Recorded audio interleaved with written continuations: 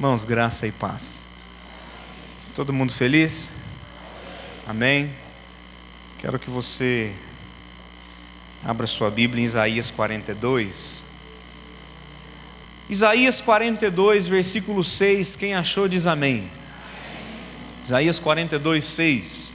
Nós vamos ler do 6 ao 8. Diz assim: Eu, o Senhor, te chamei em justiça, tomar-te-ei pela mão, te guardarei e te farei mediador da aliança com o povo e luz para os gentios, para abrires os olhos aos cegos, para tirares da prisão o cativo e do cárcere os que jazem em trevas. Eu sou o Senhor e este é o meu nome, a minha glória, pois não darei a outrem, nem a minha honra a imagens de escultura. Amém? Por enquanto é isso, deixa sua Bíblia aberta aí, nós vamos ler alguns outros textos daqui a pouco, mas feche os seus olhos, vamos orar ao Senhor. Pai amado, nós te louvamos e te agradecemos nessa noite, porque o Senhor é bom e a sua misericórdia dura para sempre. A tua presença é real aqui, ó Deus, desde manhã. O Senhor falou aos nossos corações, nós rendemos louvores ao Senhor, e agora eu peço, Pai, fala conosco através da sua palavra. Meu Deus, que essa palavra seja rema na vida da tua igreja, que essa palavra seja uma palavra de transformação na vida do teu povo. Senhor, em nome de Jesus, fica conosco, em nome de Jesus, amém e amém. Amém? Eu quero falar sobre o propósito de Deus para a igreja. Repita comigo: o propósito de Deus. Mais forte: o propósito de Deus para a igreja. Mas antes de falar da igreja em si, eu quero falar sobre o texto que nós lemos, que está falando sobre um povo, que é o povo de Israel. A nação de Israel, que nós falamos tanto, né? Ela herda o nome de Jacó. A Bíblia vai dizer em um determinado momento, quando Jacó tem um encontro com Deus, Deus muda o nome de Jacó, e Jacó então passa, não deixa de chamar Jacó e passa a se chamar Israel. E a nação depois que vai surgir, ela vai ganhar esse nome, vai herdar o nome de Jacó, mas então que se chama Israel. Por que eu estou falando isso? Porque Deus escolheu um povo para cumprir um propósito. Deus escolheu um povo para cumprir um propósito. A nação de Israel, ela começa com um homem chamado Abraão. Deus vai dizer para Abraão: Abraão, sai da tua terra, sai da tua casa, da tua parentela, vai para uma terra que eu te mostrarei. Deus revela os propósitos deles para Abraão. O tempo passa, Abraão vai ter um filho chamado Isaque. Isaque vai ter um filho chamado Jacó. Deus renova esse propósito com cada um dos filhos. Nós sabemos que depois que os filhos de Jacó, a descendência de Jacó, vai para o Egito, vão ficar ali 430 anos. Depois, quando eles saírem do Egito, Deus vai renovar o propósito com um homem chamado Moisés. E Deus vai continuar esse propósito depois com Josué.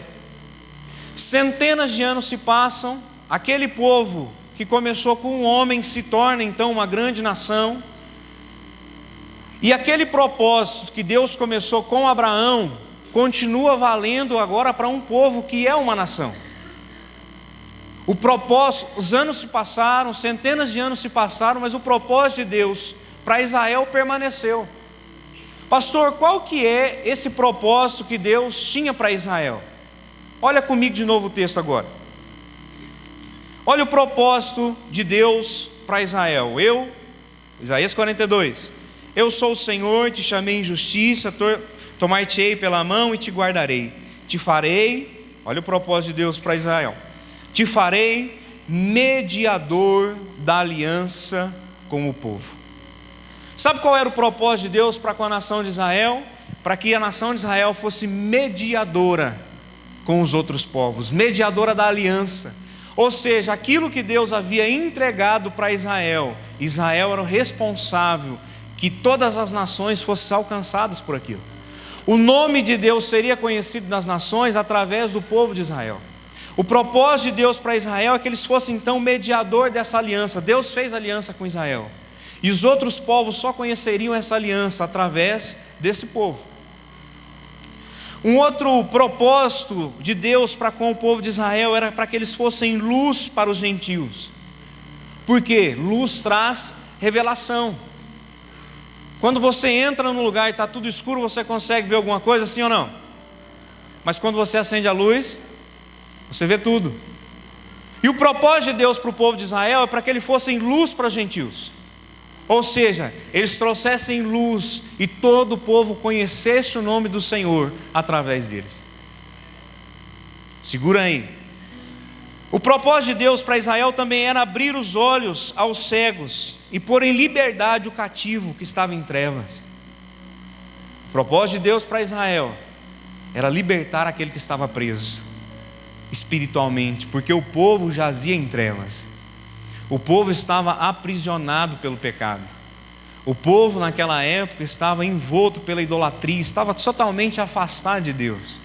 E Deus escolheu um povo para que colocasse os povos, as nações em liberdade.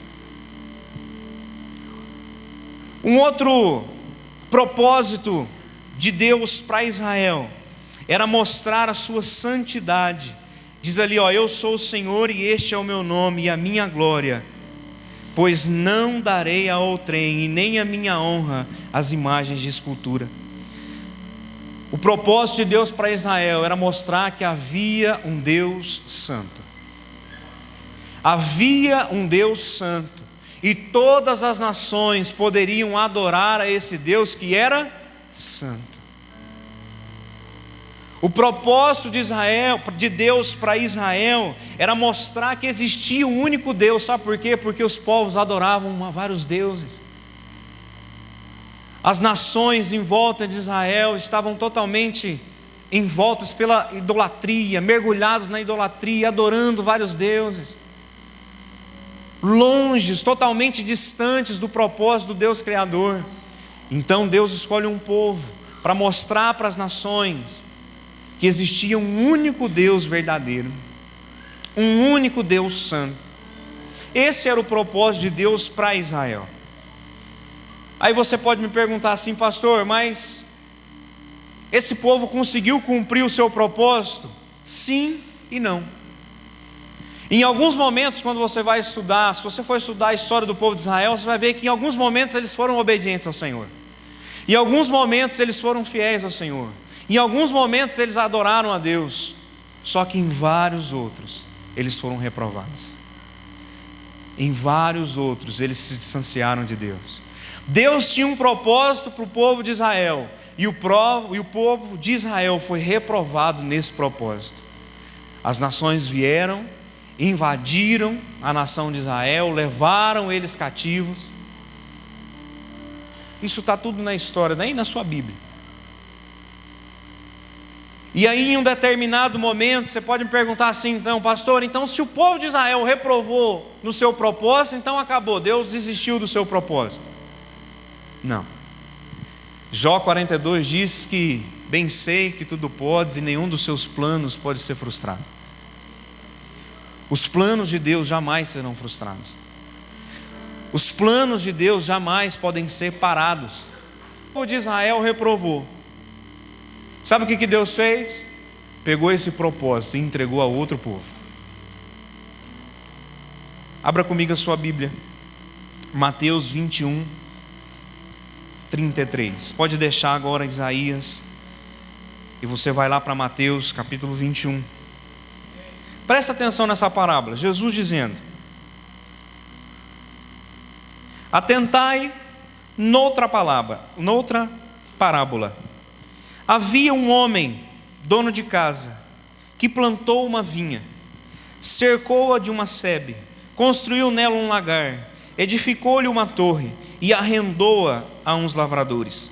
Depois ausentou-se do país. Ao tempo da colheita enviou os seus servos aos lavradores para receber os frutos que lhe tocava. Os lavradores, agarrando os servos, espancaram a um, mataram a outro e a outro apedrejaram. Enviou ainda outros servos em maior número e trataram-nos da mesma sorte. E por último enviou-lhes o seu próprio filho, dizendo: a meu filho respeitarão. Mas os lavradores, vendo o filho, disseram entre si: este é o herdeiro, ora, vamos, matemo-lo e apoderemo-nos da sua herança. Versículo 39. e agarrando-o lançaram fora da vinha e o mataram. Quando, pois, vier o senhor da vinha, que fará aqueles lavradores? Jesus perguntou. Respondeu-lhe: fará perecer horrivelmente a esses malvados, e arrendará a vinha a outros lavradores, que lhe remetam os frutos nos seus devidos tempos. Perguntou-lhe Jesus: nunca lestes as Escrituras? A pedra que os construtores rejeitaram, essa veio a ser a principal pedra angular. Isto procede do Senhor e é maravilhoso aos nossos olhos. Aos nossos olhos? Portanto, vos digo que o reino de Deus vos será tirado e será entregue a um povo que lhe produza os respectivos frutos. Todo o que cair sobre esta pedra ficará em pedaços, e aquele sobre quem ela cair ficará reduzido a pó. Amém? Segura aí, deixa eu explicar agora para você. Essa parábola, Jesus está falando de uma vinha. E a vinha simboliza, representa o reino de Deus. Jesus está falando sobre o reino de Deus aqui. Então, quem que era o dono da vinha? Diga assim: Deus. Deus era o dono da vinha. Jesus estava falando do Pai aqui. Então Deus plantou uma vinha. O que era a vinha? Era o seu reino. E Deus colocou nessa vinha lavradores. Quem Deus colocou? Quais são os lavradores? O povo de Israel, o povo de Deus. Deus estabeleceu o seu reino, estabeleceu o seu propósito e colocou ali os trabalhadores. Os trabalhadores eram o povo de Israel. E o dono da vinha, em um determinado tempo, chamou seus servos e mandou até essa vinha para cobrar dos lavradores o seu fruto. Mas a Bíblia diz que os lavradores pegaram os servos e os mataram, apedrejaram. Jesus, um pouco depois, vai dizer assim: Israel, Jerusalém, Jerusalém, que persegue, que mata, que apedreja os profetas que eu vos envio. Sabe quem eram os servos que Deus enviou à vinha? Os profetas. E esse mesmo povo, esses mesmos lavradores que eram o povo de Israel, mataram os seus profetas. Então a vinha era o reino de Deus. O dono da vinha era o próprio Senhor. Os lavradores eram o povo de Israel. Os servos eram os profetas que foram mortos pelo povo de Israel. E aí o dono da vinha envia o seu filho. O que os lavradores fazem? Lançam ele fora e também o matam. E Jesus vai perguntar: então o que o Senhor da vinha vai fazer com esses lavradores maus? Alguém vai responder: olha, eles vão ser castigados horrivelmente, e o dono da vinha vai pegar toda essa vinha e vai entregar a um outro povo, a outros lavradores. E Jesus termina então a parábola explicando aquilo que ele queria. Então deixa eu explicar para você o que aconteceu. Deus entregou um propósito para Israel. Israel foi reprovada. Deus pega a sua vinha, Deus pega o seu reino, Deus pega o seu propósito e entrega a outro povo. E esse povo se chama a Igreja de Cristo Jesus. E deixa eu te falar uma coisa: você faz parte desse novo povo. Você faz parte agora do propósito de Deus que foi entregue à humanidade. Você faz parte da igreja. Então aquilo que pesava sobre os ombros do povo de Israel, aquilo que tocava para Israel, agora está sobre os ombros da igreja.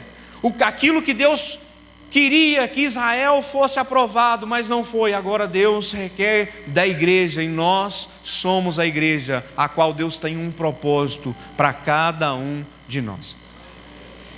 É por isso que eu quero falar sobre o propósito de Deus para a igreja. Eu quis fazer essa introdução para você entender que Deus não começa nada do nada assim. Deus escolheu um povo.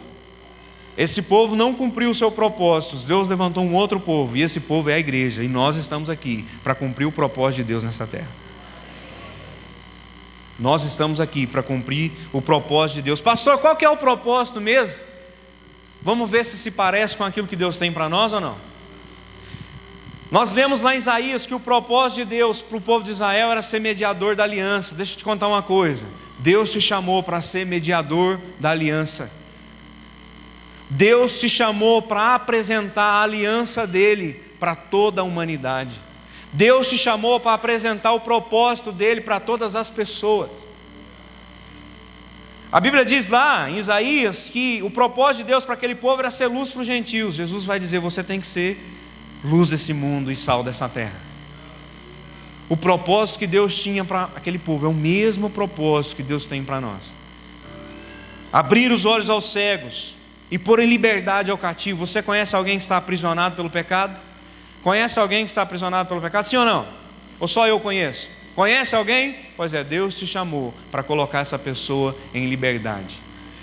Deus te chamou para apresentar Jesus para essa pessoa. Não somos nós que libertamos, é Jesus. Mas nós somos os detentores da aliança. Mostrar a santidade dele para as nações. Dizer para o mundo que existe um único Deus verdadeiro e santo, digno de ser adorado, louvado, bendito.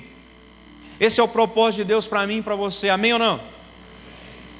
Entendeu que Deus tem um propósito para nós? Deu para entender que Deus tem um propósito para nós? Pois é. O grande problema é que a gente não cumpre o propósito, a gente não saber quem nós somos. Se nós não sabermos o que nós somos como igreja, nós jamais vamos cumprir o propósito que Deus estabeleceu para nós. Deus tem um propósito para mim, eu entendi. Eu entendi que Deus tem um propósito para mim como igreja. Mas quem é a igreja? E para que serve a igreja? Porque às vezes nós temos uma ideia muito errada do que é a igreja. Então eu quero falar para você nessa noite sobre quem é a igreja e o propósito de Deus para a igreja. Agora nós vamos então entrar no texto de fato. 1 Pedro 2,9, abre a sua Bíblia. Pastor, eu entendi que Deus tinha um propósito para Israel. Pastor, eu entendi que esse propósito agora é para a igreja. Muito bem. Agora eu quero que você entenda quem você é como igreja, para você cumprir o propósito que Deus tem para você.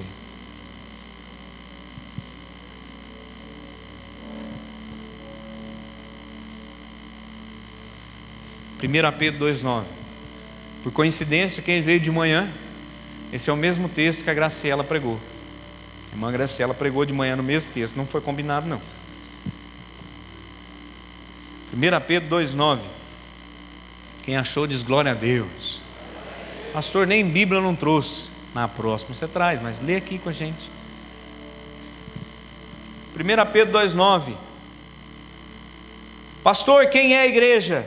Vou dizer para você: vós, porém, sois raça eleita, sacerdócio real, nação santa, povo de propriedade exclusiva de Deus, a fim de proclamar as virtudes daquele que vos chamou das trevas para a maravilhosa luz.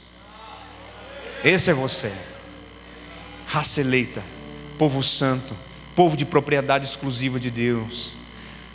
Você não é qualquer um, até porque você não serve um Deus qualquer não, você serve o único Deus verdadeiro, poderoso, grandioso. E Ele está dizendo para você: você é a minha igreja. Deixa eu abrir um parênteses aqui sobre igreja, porque hoje há um grande movimento para desprezar a igreja. Você já viu alguém falando mal da igreja? Já viu alguém desprezando a igreja? E quando eu digo igreja, não é só a igreja organismo, não é só o povo de Deus, mas a igreja instituição.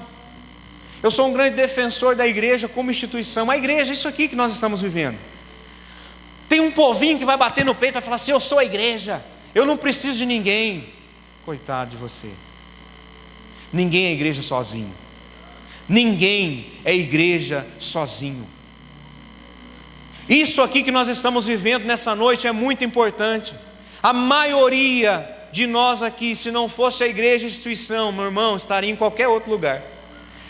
A igreja instituição, a igreja batista, a igreja Assembleia de Deus, todas as igrejas como instituição têm suas falhas? Tem, mas são um instrumento, é a ferramenta que Deus usa para salvar o seu povo através da mensagem de Cristo Jesus. Então, se você é um daqueles que bate no peito e fala assim: a igreja sou eu, a igreja não presta, eu não preciso de igreja, mude a sua mente a partir de hoje, porque Deus usa a igreja para mudar a sua vida.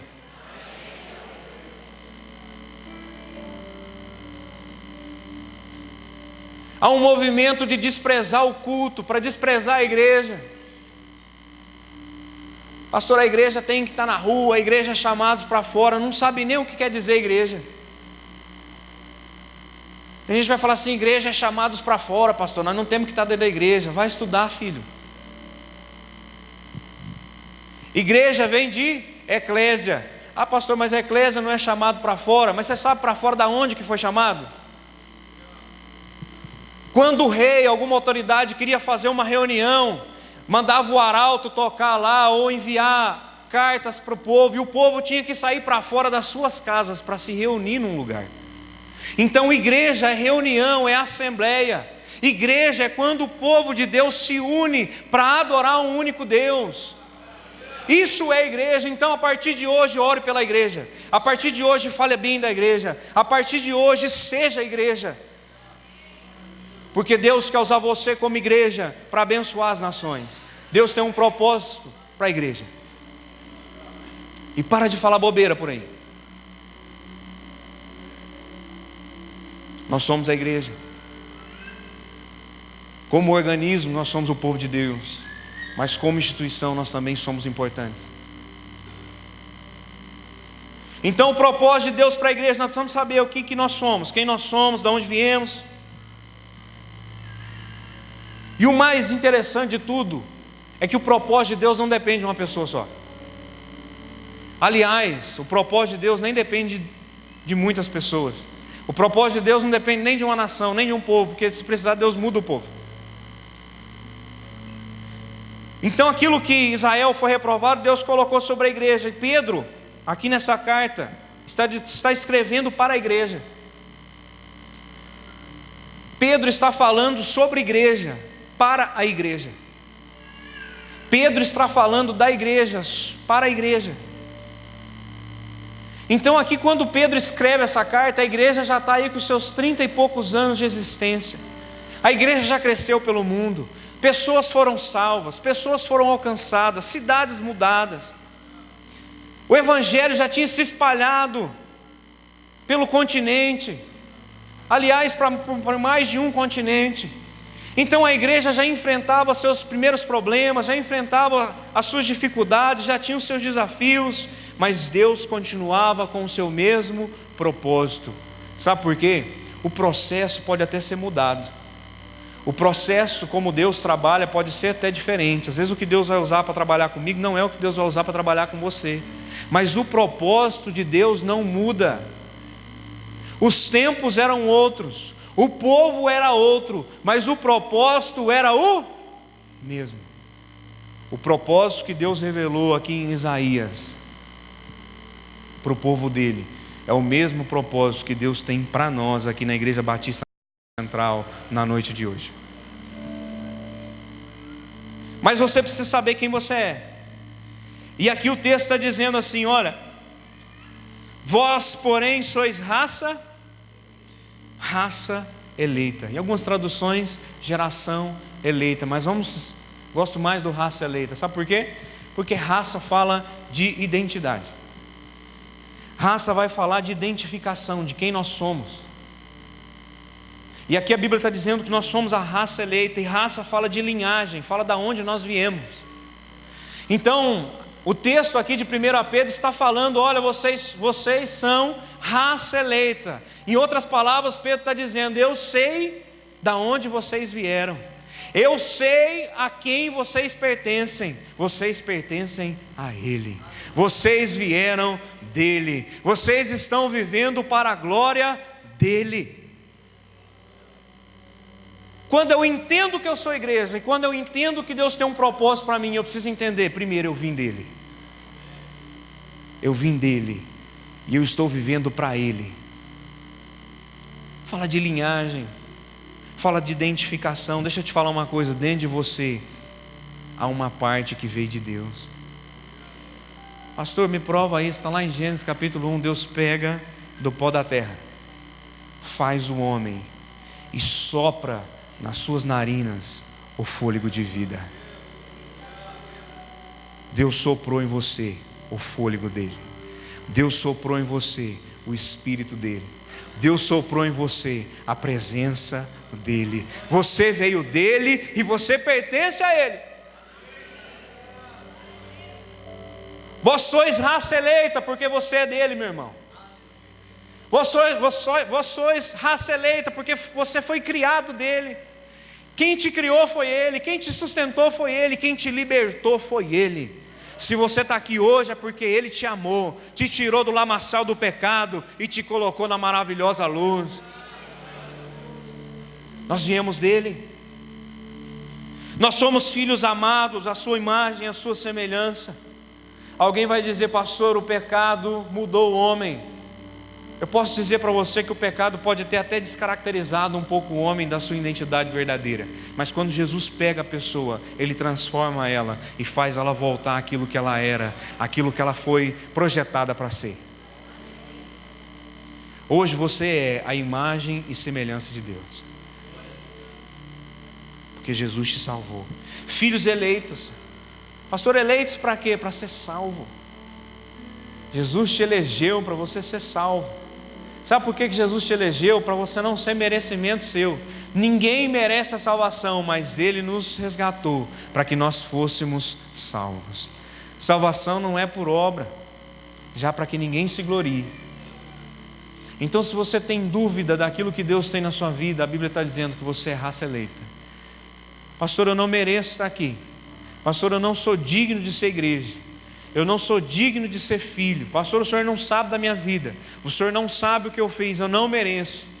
Se você pensa assim, eu quero te dar uns parabéns. Você está super certo. Que eu também não mereço. E é por isso que nós estamos aqui. Porque o único que merece alguma coisa é Jesus. E Ele nos pegou pela mão, nos justificou e nos elegeu para a salvação. Então você é raça eleita. Quem te elegeu foi Ele. Tira a dúvida do seu coração. Tem gente, meu irmão, que está aqui pela 10ª vez e não sabe se Jesus ama ele. Tem gente que está aqui pela 1000ª vez e ainda não se decidiu por Cristo, porque não sabe se Cristo vai aceitá-lo. Deixa eu te falar uma coisa, se você está aqui hoje e ainda não entregou a sua vida para Jesus, essa é a noite, porque Ele te aceita em nome de Jesus. Ele te aceita. Você é raça eleita. Ele te elegeu, Ele te aceita. Não é você que aceita Ele, é Ele que te aceita. Ele te ama. Foi Ele que te trouxe aqui. Ele tem um propósito na sua vida. Então entrega a sua vida hoje para Ele. Não sai por aquela porta, meu irmão, sem entregar a sua vida para Jesus, não.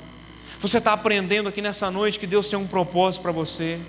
Você está aprendendo aqui nessa noite que Deus te escolheu, que você é escolhido dEle, que você veio dEle. Então não vá embora sem entregar a sua vida para Ele hoje.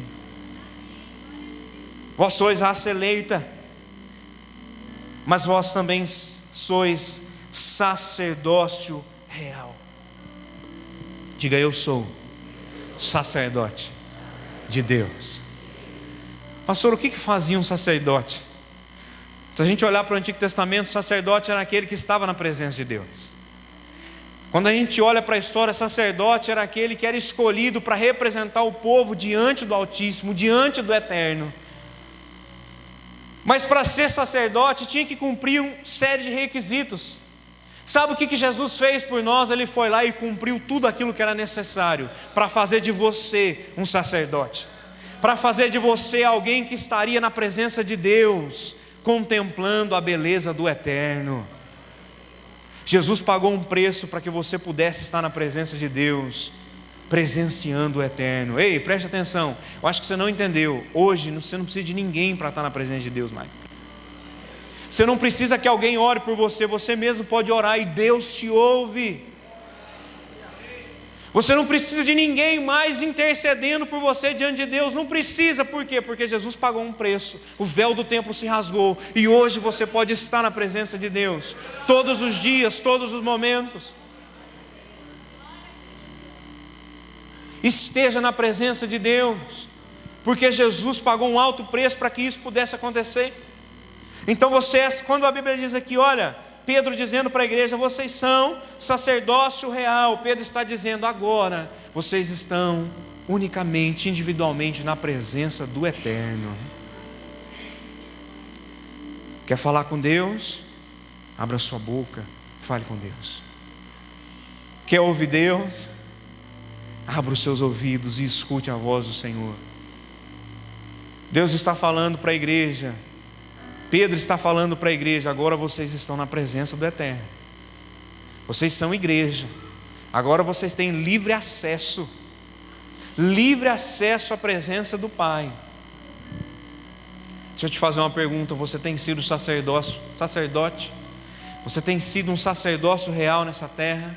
Você tem estado diante da presença do Pai? Nós podemos fazer isso individualmente, nós podemos fazer isso como igreja. A igreja é a responsável por orar, por estar na presença de Deus pelo restante do mundo. Ore, esteja diante do Pai. Aquilo que Jesus conquistou na cruz, agora Ele transfere para cada um de nós como igreja. E o texto continua dizendo assim: vocês também são nação santa, raça eleita, sacerdócio real e nação santa. O que é santo? Separado para o Senhor. Deus está dizendo, olha, eu tinha um propósito para o povo de Israel, para que eles fossem santos e mostrassem a minha santidade ao mundo. Mas o mesmo propósito eu tenho para a igreja, para que a igreja seja santa, que a igreja seja separada. Lá em Levítico 20, versículo 7 vai dizer assim, portanto, santificai-vos e sede santos, pois eu, o Senhor, vosso Deus, sou santo. Alguém pode olhar e falar, pastor, mas isso aí é coisa do Antigo Testamento. Mas lá em 1 Pedro vai dizer a mesma coisa. Pedro 1,16, sede santos, porque eu sou santo. Sabe o que Deus requer de mim e de você? Seja santo, seja santo, seja santo, seja santo. Pastor, é impossível. Não é não, Deus está mandando ser. Seja santo, seja separado. Viva uma vida de santidade ao Senhor. Viva uma vida de santidade ao Senhor. Viva uma vida separada para Ele. Pastor, isso é impossível. Não é. Basta criar um pouquinho de vergonha na cara que dá certo. Basta tomar uma atitude que dá certo. Esses dias conversando com os pastores, amigos nossos, pastor de vez em quando conversa sobre as ovelhas, né? E a gente falava assim, olha, as pessoas não querem ser repreendidas mais. As pessoas não querem mudança mais. As pessoas querem entrar num culto como esse, sentar numa cadeira, ouvir um bom louvor, não é? Ouvir uma boa pregação. Mas se você tocar na ferida, se você falar contra o pecado, se você falar que tem que mudar de vida, as pessoas saem bravas com você. Não gostei do que esse pastor falou, não. Quem ele acha que é para falar assim comigo? Quem esse pastorzinho está achando que é para falar comigo desse jeito? As pessoas não querem mudança. As pessoas sentam na nossa frente para ouvir um conselho, mas elas não querem um conselho. Elas querem que você concorde com elas. Aí você dá um conselho biblicamente e ela faz tudo ao contrário, menos aquilo que você falou.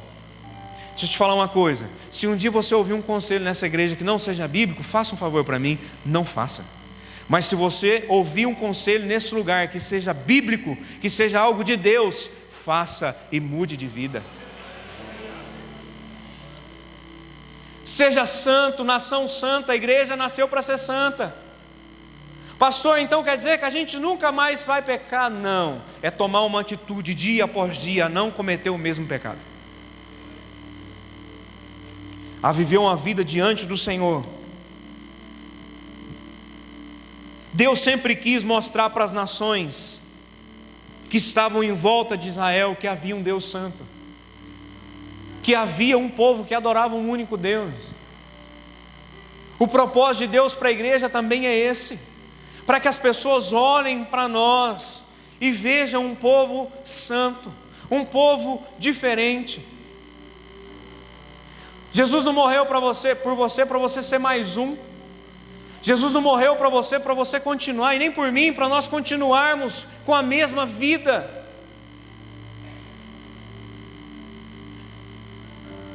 Pastor, mas Jesus já pagou o preço, eu não preciso fazer mais nada. Jesus pagou o preço para você ser salvo. Agora, para você ser santo é uma outra história. Então comece a mudar a sua vida. Comece a mudar a sua vida. Comece a mudar a sua vida. Comece a mudar as suas atitudes. Comece a mudar os seus pensamentos. Deixa Deus entrar aí no seu coração. Deixa Deus trabalhar na sua vida. Sabe qual que é o nosso problema? A gente não deixa Deus mudar a nossa vida. A gente não deixa Deus trabalhar. Quando Deus começa a fazer alguma coisa, a gente quer dar um jeitinho. Quando Deus começa a mexer, a gente quer dar um jeitinho de continuar sendo o que era. Deixa Deus trabalhar. Seja um cristão ensinável. Deixa Deus falar com você.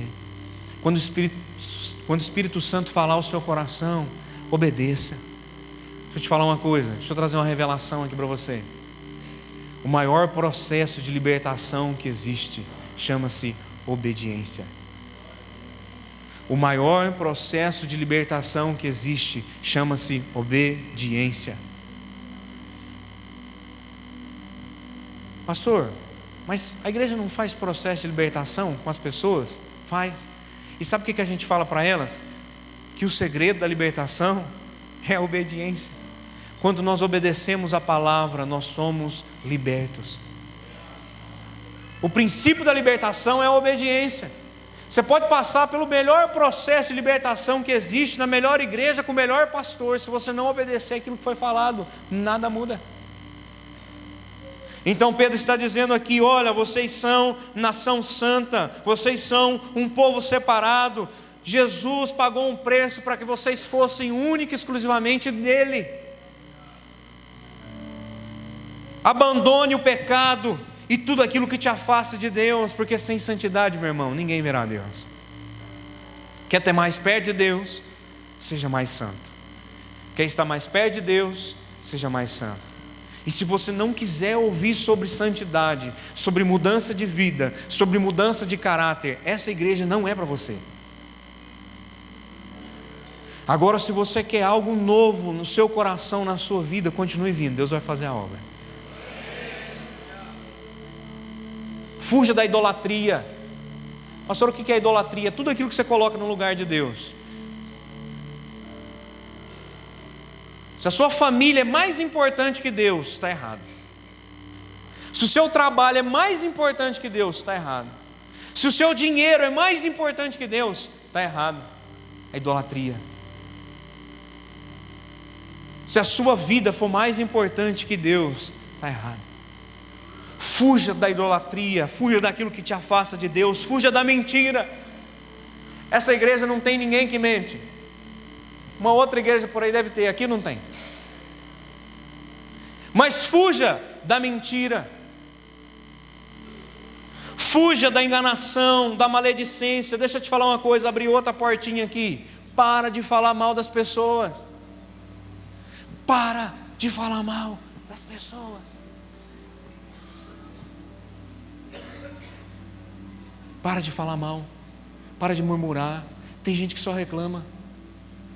Tem gente que tem que mudar o nome para Muro das Lamentações. Só reclama. Tudo está ruim. Tudo está ruim. Ela acorda de manhã, está ruim. Ela chega no serviço, está ruim. Ela sai por hora do almoço, está ruim. Ela chega em casa, está ruim. Tudo está ruim. Ela vem para a igreja, está ruim. Conhece alguém assim? Não fala não. Guarda para você. Vai que está aqui, né? Fuja da maledicência. Fuja da murmuração. Abandona isso. Abandona a desobediência. Seja santo. Você é a igreja. E Deus tem um propósito. E o propósito é que você seja santo. Propósito de Deus para a igreja. Diga assim: o propósito de Deus para mim.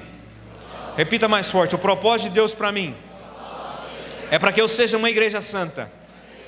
É para que eu seja uma igreja separada para Ele. Amém. E o texto continua.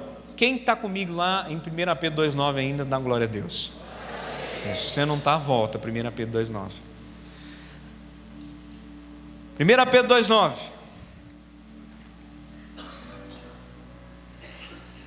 Raça eleita, sacerdócio real, nação santa e povo de propriedade exclusiva de quem? De Deus. Deus só trabalha com exclusividade. Pega o marketing de Deus aqui agora. Deus só trabalha com exclusividade. Deus só trabalha com exclusividade. Quer que eu te prove? Vou provar. Quando Deus chama Abraão para começar uma grande nação, o que Deus faz com Abraão? Abraão, é o seguinte: eu não quero você envolvido com a sua família, eu não quero você envolvido com a sua terra. Sai do meio da tua casa, sai do meio da tua terra e vai para uma terra que eu exclusivo. Abraão, a partir de hoje você é exclusivo meu. Deus trabalha com exclusividade.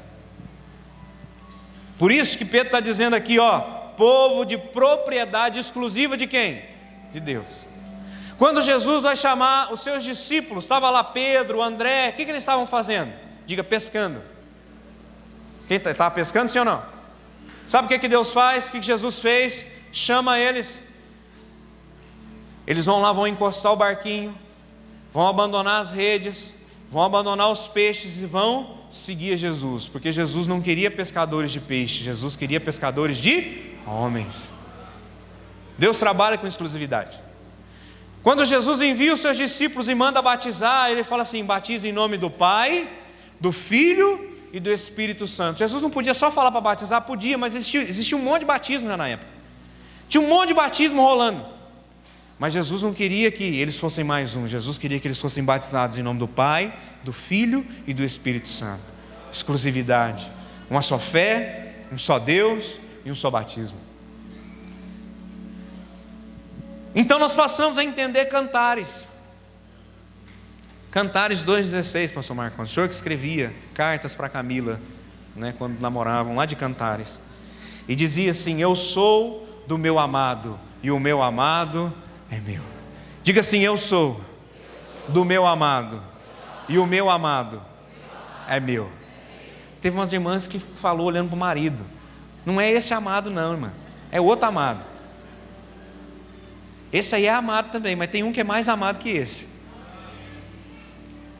Há um que é o amado da nossa alma, que é Jesus. Agora para Jesus, diga assim: eu sou do meu amado. É para Jesus, irmão: eu sou do meu amado, e o meu amado é meu. Amém ou não? Você é do amado. Você é a noiva do amado, que é Cristo. Você é povo de propriedade exclusiva de Deus. Você é dele e de mais ninguém, porque Deus não divide com ninguém.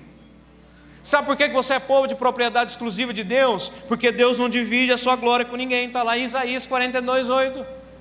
Sabe por que você pertence única e exclusivamente ao Senhor? Porque o Espírito Santo tem ciúmes de você. Às vezes nem sua esposa, irmão, tem ciúme de você, mas Deus tem. Sabe por que você pertence ao Senhor? E é exclusivo dele? Porque ninguém pode servir aos dois senhores. Jesus vai dizer que ninguém pode servir a dois senhores. Ou você ama um e aborrece o outro, ou você vai amar o outro e vai aborrecer um. Não tem como servir a dois senhores. Você é propriedade exclusiva dele. A sua vida pertence a ele. Ei, olhe para mim aqui. Para de dividir a sua vida. A sua vida não é para ser dividida. A sua vida pertence a ele. Pastor, Deus é egoísta, né? Deus é mesquinho, né? Deus só quer só para ele, não é? O que é isso aí, pastor? Me explica direito. Não é que Deus é egoísta, é que é direito dele. É direito de Deus você ser dele. Sabe por quê? Porque ele pagou um alto preço pela sua vida. E quem paga um alto preço pela sua vida é digno de ter a sua vida inteiramente para ele. A sua vida custou caro, e ele pagou o preço pela sua vida. É por isso que a sua vida pertence a ele. E quem foi comprado não pode ser vendido mais para nada. Quem foi comprado pelo sangue de Jesus não pode ser entregue para o pecado mais. Quem foi comprado pelo sangue de Jesus não pode ser vendido para o pecado mais.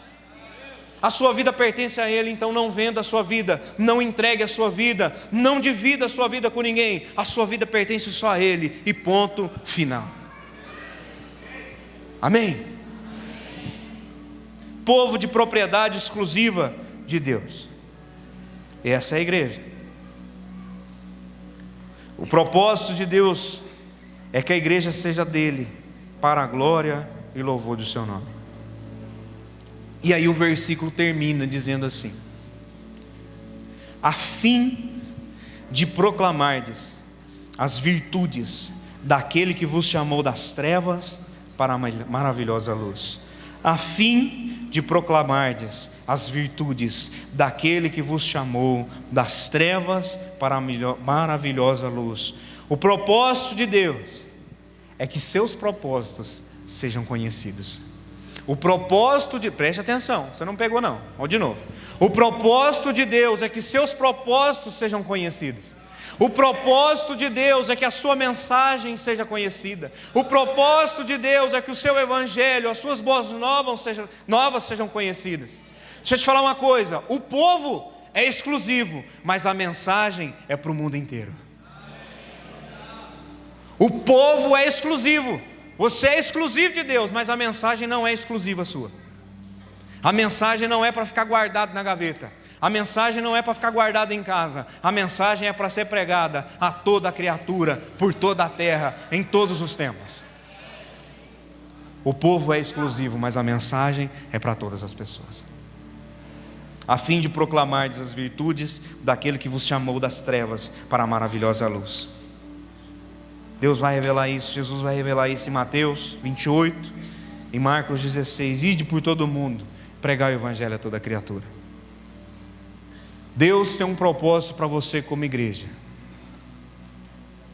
Você é raça eleita, sacerdócio real, nação santa, povo de propriedade exclusiva de Deus, a fim de proclamar as virtudes daquele que vos chamou das trevas para a maravilhosa luz. Olhe para mim. Deus tem um propósito para você. Deus tem propósito para você como igreja. Seja igreja, seja raça eleita, seja sacerdote, esteja na presença de Deus, seja uma nação santa, seja exclusivo dele, anuncia a palavra. Quando nós fizermos isso, entendermos isso, nós começamos a cumprir verdadeiramente aquilo que Deus tinha para Israel, que agora Deus tem para nós. Você sabe por que a gente não tem um monte de coisa de Israel aqui, igual alguns lugares a gente vê? É bandeira de Israel, é candelabro, é chofar, é tudo, porque Israel cumpriu o seu propósito. O tempo deles passou e Jesus vai ter com eles depois no final. Agora o negócio é com a igreja. Agora o negócio é com a igreja. Agora o propósito é com a igreja. E eu e você somos a igreja. Então o negócio de Deus, o plano de Deus, o propósito de Deus agora é conosco. Tome posição. Deus quer usar você. Toma posição, porque Deus quer cumprir o propósito dele em você. Só quem entendeu, erga a mão e fala assim: eu entendi. Eu entendi. Feche seus olhos.